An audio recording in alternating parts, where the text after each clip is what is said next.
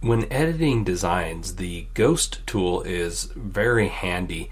It can really help you to be able to focus on an area, isolate it, but at the same time be able to see stitches around it. Just kind of takes emphasis away. So if you come down on your toolbar, you'll see the little ghost down at the bottom, and if you click it and it's orange around it, that means it's active, but you'll notice that you don't see anything different on the screen. And the reason for that is because it ghosts any stitches that you hide. So by hiding, I mean if you come to your sequence view and if you click the eyeball, that hides them. And so what this tool does is it turns the stitches white, and at the same time you're not able to select them, so you can't accidentally do something with them once you turn the eyeball off. So if I'm out of 3D view, for instance, and I come in and I turn the eyeball off here, you can see that it turns the stitches white. But one of the things that I like about that is that you can zoom into an area, and if I have those stitches on, you can see that it can be a little bit more difficult at times to kind of see what's going on or where things really lie.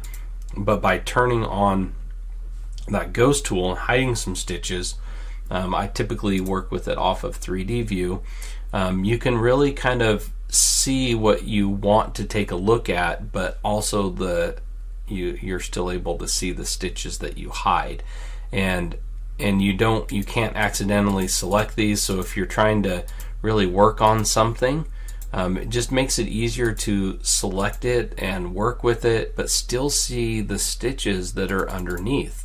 And this is just a really handy feature that I do actually use quite a bit, especially if I'm trying to digitize something over the top of other objects that I really need to see the clean edges of. The one thing that I do want to point out, you'll notice that my background color is gray. I changed it to gray, and that's because if I have it at white and I hit OK, I can't really see those stitches very well that I'm hiding. It does give it a little bit of a gray tint that you can see, but I do like to work with a gray background because there are some stitches right here that I'm not even able to see until I turn on 3D view. That's just some white fill. I just find that if I change the color to this lightest gray right here, it really works well with being able to see all the stitches. Now, downside of this is if I turn on the grid, you can see that I can only see the purple lines. I don't see the light gray lines. Like if I change this color, you'll see what I mean. If I go to a darker gray, now I'll be able to see those grid lines. So there are definitely some things you have to take into consideration, but I find that if I'm needing to use the ghost tool, I will switch to this gray color frequently. And so the nice thing is that you are able to see the stitches, but you can't accidentally select them. You can focus in on the areas that you want, but you can still see where those stitches border. It just really does make it a lot easier to work with a design when you're needing to edit some things or add some stitches.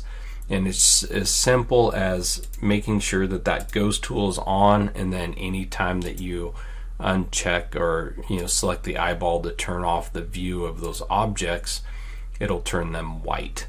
And again, I do like to work with this with 3D view turned off because I want to see the stitch points, but those are just the ways that I utilize it.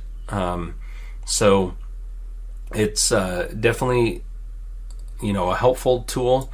It's not talked about a lot, and a lot of people don't really know how it works at times, but once you do understand it, how it works and how to utilize it, it's very nice for helping you to isolate and really focus on areas that you're editing or adding stitches to that you don't want to accidentally change properties of something, or you really want to be able to focus on outlining something.